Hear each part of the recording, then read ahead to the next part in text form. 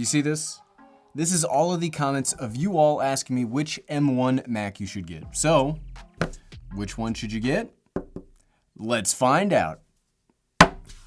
Take that. What's up, everyone? I'm the Everyday Dad, and if I can figure it out, you can figure it out. Look, you win. You win.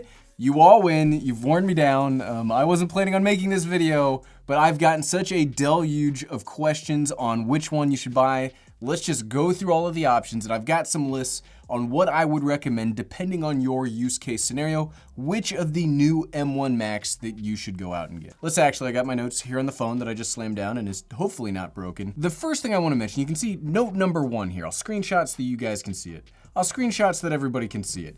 Who should not buy a new M1 Mac? Because it's not, as awesome as it is and as well as it works for me, it's not for everybody. So the very first person, if this applies to you, do not buy one of the brand new M1 Macs. Do you use Adobe Premiere Pro? If the answer is yes, stick with what you've got. I don't use Adobe Premiere, but I've seen lots of complaints on the internet from folks that do, saying that it is not yet optimized. So if you use that program, do not switch. I haven't had any problems with Adobe Photoshop, so hopefully that stands still, but if you're video editing on Adobe, don't do it. Number 2, if you have a specific program that has not yet been optimized for Apple Silicon, don't buy an M1 Mac. Don't buy it. Check with your software developer first and see if it's transitioned. If it has, chances are it's doing really well. Like World of Warcraft, all of the Apple stuff, the things that I use are working flawlessly and amazingly, but some do not. There's a lot of niche programs out there that have not yet transferred. If so, don't do it. Number 3, do you need boot camp? Do you want to run Windows on your Mac? I would say buy a Windows machine, but I make no judgments here. If you need boot camp, it does not yet work on the M1. I'm sure that in some way, shape, or fashion, there will be a technical person that will figure out how to get Windows to run on these. Doesn't exist yet, or it doesn't exist easily yet, so I would say hold off. And then the very last reason I would not buy an M1 Mac is, are you a gamer? The Everyday Dad, Gary here. I'm not much of a gamer. I play one game. Okay, I play 2 games. I play World of Warcraft and I play some RimWorld. Both run perfectly well on my MacBook Air. They work perfectly well on all of these, so I don't worry about it. But if you're a big gamer, stick with Windows. Okay, I had to get all of that blah. We had to get all that blah out of the way first because it's not perfect. It's not perfect. It's perfect for me, but it's not perfect for everybody. Everybody is not me. That is probably a very good thing. So now let's get to the good part. So let's go to Apple and let's determine which Mac you should get. So very first up, and what I do with most of my time, let's talk office workers. Office workers, you know, we sit in meetings that should have just been phone calls. I totally get it. So which versions of the M1 Mac would I recommend for you? The MacBook Air. You've heard me talk a lot about the MacBook Air. It is phenomenal. It's my favorite. Of all of these computers that have come out, the MacBook Air is my favorite. It makes no noise. The battery lasts forever. It's super light, transportable, goes everywhere.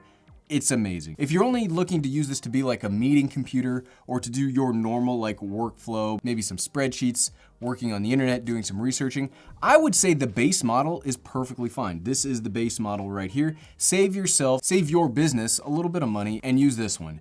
You'll get the M1 chip with the 8-core CPU, the 7-core GPU, and the 16-core neural engine. You'll get 8 gigabytes of unified memory, 256 gigabyte solid state drive, and that's really it. If you were to make one upgrade here, like let's say you get your yearly or however often your company upgrades your computer, I would say upgrade the storage to at least 1 terabyte. 1 terabyte is what I consider to be the standard like usable amount of storage on a computer. Any less than that, you really need to start carrying around like other solid state drives, and that's kind of a pain in the butt.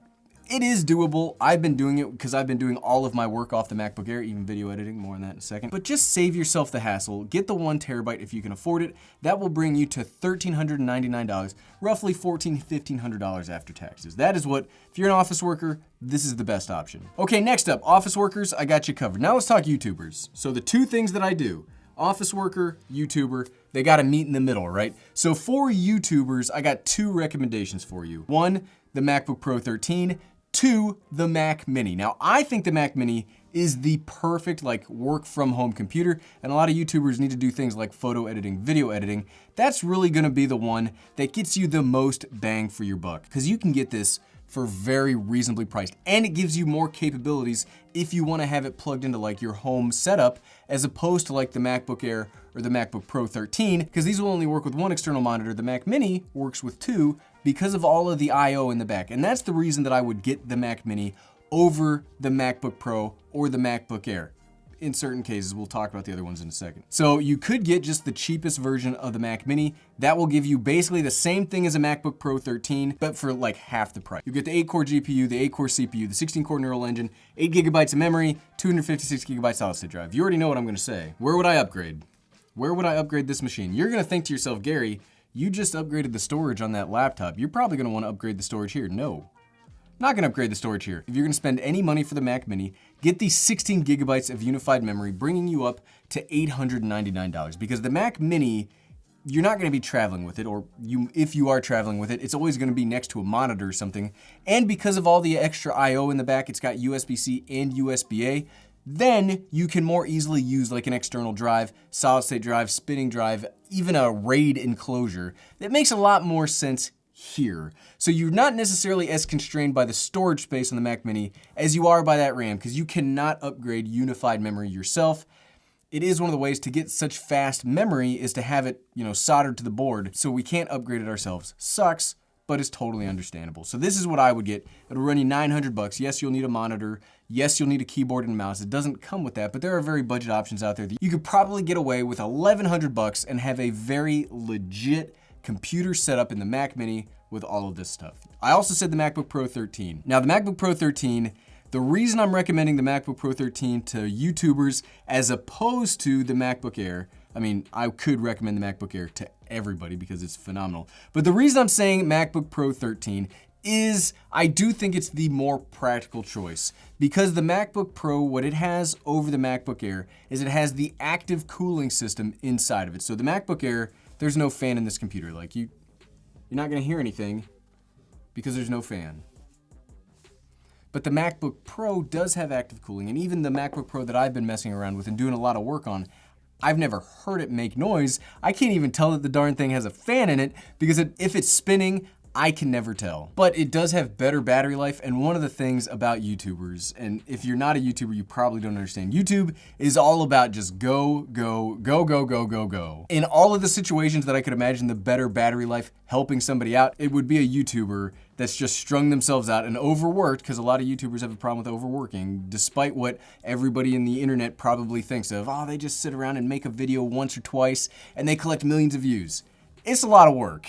So I would say go with the MacBook Pro 13. Where would I upgrade the MacBook Pro 13 if I were gonna make this as my only computer? I would get the version with 16 gigabytes unified memory, and again, I would say 1 terabyte solid state drive. And this is actually my MacBook Pro 13. This is the version that I have with the 16 gigabytes of memory and the 1 terabyte solid state drive. You don't have to worry about the GPU with the MacBook, because all of the MacBook Pros have the 8-core GPU. So this is what I would do. This is probably the most practical, best laptop that you're gonna get out of the M1 line. Sure, if you have the money, get the 2 terabyte solid state drive, but that's not necessarily a requirement. This is already pretty expensive. $1,900 for a MacBook Pro 13, kind of steep, except it does amazingly well for things like Final Cut Pro. Like Final Cut Pro, if you're a Final Cut Pro user, this is your best machine ever. Oh, so good. All right, so we talked about YouTubers, we talked about office workers. Let's talk about students.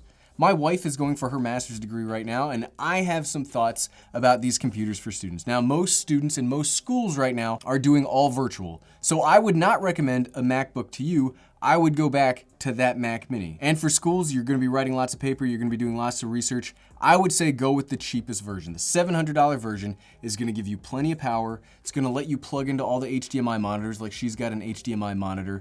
You will have to, again, buy a mouse and a keyboard, but I think this is gonna be the best way. I would not necessarily upgrade anything if I were a student, unless you're a student that does like visual arts and you need the video stuff, all that, then I would get more storage. But if you're just a standard student like I was when I went to college or high school, I would just get the Mac Mini. It will make no noise, so your parents will be happy. You'll be able to say, hey, parents, hey, spouse, I wanna buy a computer, I wanna buy one of these new Macs. You're gonna be like, Macs are expensive, right? No, it's the cheapest one. I'm saving money. I'm saving everybody money while getting fantastic performance. That's a win right there. That's a win, win, win. That's the triple win. Everybody wins. Oh goodness, if you can't tell, it is much later at night than I normally make videos because I can't answer any more of these questions. I had to make the video to answer everybody's question at once. So I'm gonna point to everybody for this going forward. There's one last category of people that I would recommend the M1 Mac to, and that's just people that want to set up their own home office. Now we did kind of touch on this with the office workers. Maybe you're setting up your own office here in your house. I would say you got two options, the Mac Mini and the MacBook Air. The reason I say the MacBook Air is if you're just trying to set up your home office to do emails, do like general household work, you're probably already just using your phone. So what else do you really need? But if you do want more of a computery kind of thing, I would say the MacBook Air. You're never even gonna come close to stressing this out, doing just general work. And I would say just get the cheapest version. Get the $1,000 version, you don't need to upgrade anything. If you do need a little more space to store maybe, I don't know, family photos, stuff like that, get Google Drive or some other cloud-based storage, and then you don't have to clog up your memory here. Everything is in the cloud, that you don't have to worry about it. It's just up there. That's what somebody else I know does. Or if you already have a monitor and all that stuff plugged in, and maybe you wanna use this as an Apple TV like surrogate kind of thing, I would again then say get the Mac Mini. It's so cheap. Like I'd recommend the Mac Mini for everybody. Yes, it's $700. $700 is not necessarily cheap, but when it comes to computers, even Windows machines, this is a very reasonably priced computer and gives you all sorts of specifications. So that's it. That's every version of the M1 Mac I would recommend. You all win. You win. You've broken me down. I wasn't gonna make this video, but I made it for all of you. So please, this should cover everybody. If I didn't talk about you here, get the Mac Mini. And if you like this video and you're more curious about the Mac Mini now, here are my initial impressions of the Mac Mini in my time with it. So you can find that by clicking right here. Click, click, click, click, click, click, click. Thanks for watching.